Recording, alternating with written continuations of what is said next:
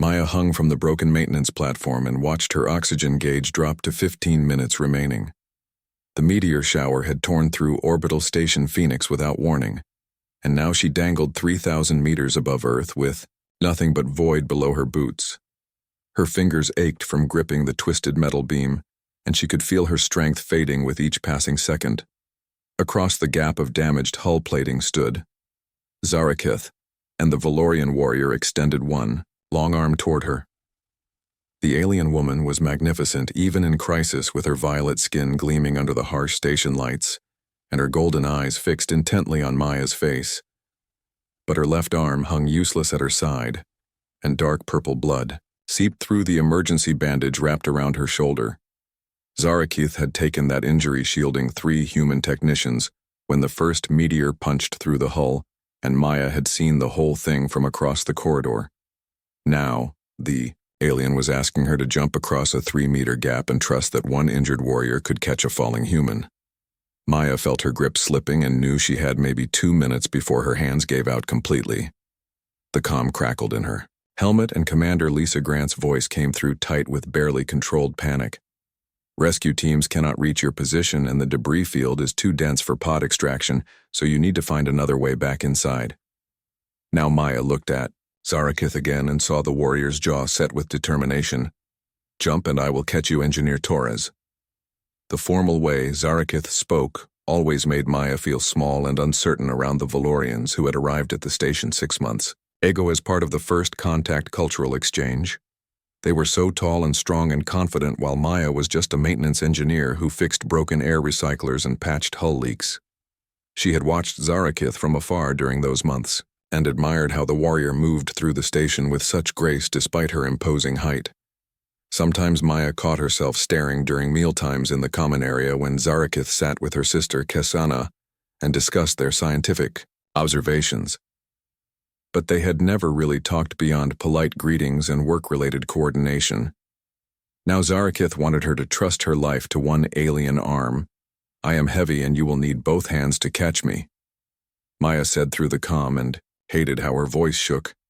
Zarakith's golden eyes seemed to glow brighter, and something that might have been a smile crossed her angular features. "You are not heavy to me, and I need only one hand for this, Maya Torres." The platform groaned beneath Maya and shifted another few centimeters toward the void. Her oxygen gauge blinked red at 12 minutes. She thought about her family back on Earth and her little apartment in Denver that she had not seen in 8 months. She thought about all the things she still wanted to do and see and experience. Then she thought about the way Zarakith had thrown herself in front of those technicians without hesitation, and how the warrior had not made a single sound of pain even as her arm was crushed.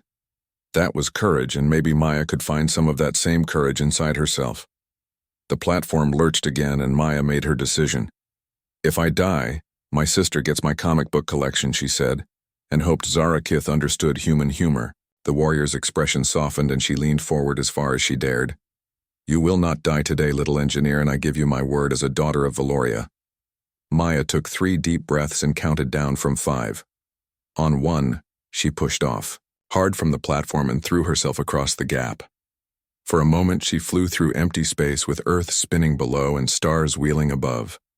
Her stomach dropped and time seemed to stretch like taffy. Then Zarakith's hand closed around her wrist like an iron band, and Maya slammed into the hull plating with enough force to knock the wind from her lungs. She dangled there gasping while Zarakith pulled her up with steady, inexorable strength. The warrior's face was tight with effort, and fresh blood darkened her bandage, but she never faltered. Maya scrambled for purchase with her boots and managed to get one foot onto a support beam. Together they hauled her onto the stable section of hull, and Maya collapsed against the bulkhead. With her heart hammering, Zarakith knelt beside her and checked her suit seals with practiced efficiency. "You are unharmed." Maya nodded because she could not quite form words yet. The warrior stood and helped Maya to her feet with surprising gentleness. "Come and we must get inside before another wave hits." They made their way through the damaged section, using handholds and emergency cables that Maya had helped install months ago. Zarakith moved slower than usual, and Maya could see pain in the tight set of her shoulders. When they reached the emergency airlock, Maya punched in her override code, and they stumbled through together. The inner door sealed behind them, and pressure equalized with a hiss. Maya pulled off her helmet and sucked in recycled station air that tasted like heaven. Zarakith removed her own breathing apparatus and leaned heavily against the wall. Maya saw how much blood had soaked through the bandage and her training kicked in. You need medical attention, right? Now the warrior waved her good hand dismissively. It is nothing serious. Maya stepped closer and looked up at the alien woman who towered over her even while injured. You saved my life twice today, and I am not letting you bleed out in an airlock. So sit down and let me help you. Something flickered in Zarakith's golden eyes that might have been surprise or respect. She slowly lowered herself to sit on the floor with her back against the wall. Maya grabbed the emergency medical kit and knelt. Beside her, she carefully unwrapped the soaked bandage and examined the wound. The meteor fragment had torn through muscle and possibly cracked bone, but the bleeding was already slowing thanks to Valorian physiology. Maya cleaned the wound with antiseptic gel and applied fresh gauze with steady hands. Zarakith watched her work with quiet intensity. You have done this before. Maya nodded and kept her focus on wrapping the bandage properly. My dad was a paramedic, and he taught me field medicine. When I was young, so I know enough to keep you stable until we get to medical bay. Why did you hesitate to jump? The question caught Maya off guard and she paused in her bandaging. I was scared. That is honest, and fear is not weakness. Maya Torres. Maya finished securing the bandage and sat back on her heels. I was also scared you could not catch me with one arm, and I did not want us both to die. Zarakith made a sound that might have been a laugh. I have carried battle equipment weighing twice your mass across mountain ranges on Valoria, and one human engineer is no challenge even injured. Maya felt her cheeks heat and she looked away. I did not know that. There is much we do not know about each other, and I would like to change that, if you are willing. Maya met those golden eyes and saw something warm and genuine there. I would like that too. They sat together in the airlock while the station alarms gradually quieted and rescue teams swept the damaged sections. Commander Gransing, voice came over the intercom announcing all clear and ordering medical teams to emergency stations. Maya helped Zarakith stand, and they made their way through the corridors toward medical bay. Other crew members stared as they passed, and Maya realized they made quite a pair. One small human engineer and one towering alien warrior, both covered in dust and blood, but walking side by side. At medical bay, the staff rushed to take Zarakith for treatment. But the warrior paused in the doorway. Thank you for trusting me, Maya Torres. Maya smiled and felt something shift in her chest. Thank you for catching me, Zarakith. 3 days later, Maya was back on maintenance duty, checking hull integrity in Section 7, when Zarakith found her. The warrior's arm was in a proper medical brace and she moved with her usual fluid grace. I have been looking for you. Maya set down her diagnostic scanner and wiped grease from her hands.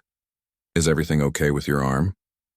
It heals well thanks to your field treatment, and the doctor said I will have full mobility within 2 weeks.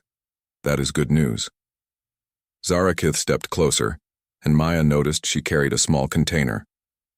I brought you something from the Valorian quarters, and it is a traditional gift among my people. She opened the container, and inside was a crystal that glowed with soft blue light. It is called a trust stone, and we give them to those who have proven their courage and earned our respect. Maya carefully took the crystal and felt warmth radiating from its core. This is beautiful. Zarakith's expression turned serious.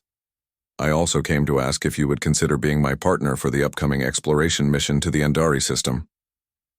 Maya blinked in surprise. Commander, Grant assigned teams already, and I thought you were paired with Kasana. My sister has agreed to work with the other science team, and I requested you specifically, if you are willing to work with me. Maya thought about the months of close quarters, on a small exploration vessel and the challenges they would face together. She thought about golden eyes and quiet strength and the way Zarakith had held her wrist with such certainty. Yes, and I would be honored to be your partner. The warrior's whole face brightened with something that looked like joy. Then we have much preparation ahead, and perhaps we could start by sharing a meal tonight so we may learn more about each other. Maya smiled and tucked the glowing crystal carefully into her pocket. I would really like that. As Zarakith walked away, Maya touched the warm stone through her uniform and felt the beginning of something new and wonderful taking root. Sometimes trust was a leap across empty SP.